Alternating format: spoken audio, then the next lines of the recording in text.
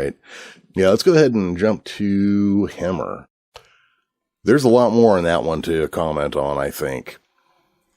So he is a Aenar, which is a subvariety or a subspecies of the Andorians, and they are blind by nature, but have obviously greater senses that make up for that. Yeah, I was just gonna say, I hadn't run across the subset of those guys, so when he said he was an Aenar or something like that, I was like, wait a second, that's an Andorian we're looking at right now. What's going on?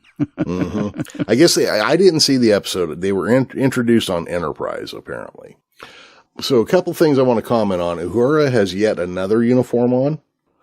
Also, the guy operating the transporter is Lieutenant Kyle, who is a Jim Kirk era character, who shows up later as the first officer of the Reliant. But he's wearing yet another variety of uniform, but I'm wondering if his is supposed to be that, remember that jumpsuit that every background character wore on the original series? Yeah, you think it might be something like that? I think this is the updated, nicer version, maybe. Oh, and if I can comment on Uhura's uniform, that thing actually looks pretty good. Like, I wouldn't be upset if everybody wore that. No, it's a nice looking uniform. And since we're on it, I'm going to go ahead and say in the spacesuits do resemble the original, EVA suits worn on TOS as well. They do share a resemblance to the stuff they used on Discovery, which is not surprising. I think there's a lot more background stuff to focus on this one rather than the character, because he seems to be a newly introduced guy, so I don't really have any background stuff for him per se. But yeah, one of the things he's obviously going to be one of the, like a chief engineer or something like that. Mm-hmm. And can I point out, he's a blind chief engineer. Does that sound familiar? Geordi LaForge, anybody?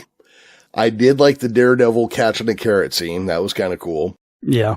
After he makes the quick quip about how his sensors aren't equal, they're better or superior. That looked pretty cool. I am interested in learning more about this character. The actor playing him is blind, or at least legally blind. I can't remember which it was. Yeah, I noticed that because at first, like, when I saw the actor in the interview, I was like, man, there's something going on with his eyes. But then I realized, oh, wait, he's actually blind. So that's probably the reason for that. So I'm interested in learning more about this character. The line that his purpose in life is to fix that which is broken. That's a really loaded setup, I think, for a character, too. Yeah, especially when we've already seen Noonien-Singh talk about, her issues, at least on the surface. So it's kind of got me thinking maybe there's some connection there. Yeah, no, I can see that. So yeah, I'm definitely interested. So this is, out of all of them so far, this character is the one we know nothing about that interests me the most so far. Just because I'm curious about how this character will work out and what they're going to do with him. Because it seems like they're setting him up for more than just being the engineer. It could be. I don't know, man. Yeah. Again, hey, we're spitballing here. Yeah, because he's the only one on the list that has no prior anything.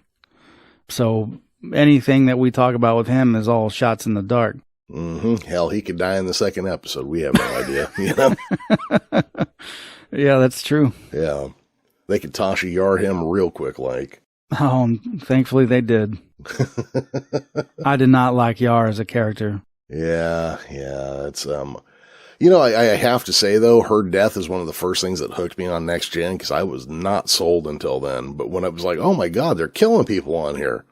Not just red shirts, but like main cast members. Yeah, I think that's where it picked up for me, too, because she was just not great. Probably not her fault. There was that first season, that writing was rough. That was like sandpaper, toilet paper rough. I mean, that was, the whole season was like bad. It felt like every episode you were in a different universe watching a different set of characters that just looked like the last guys.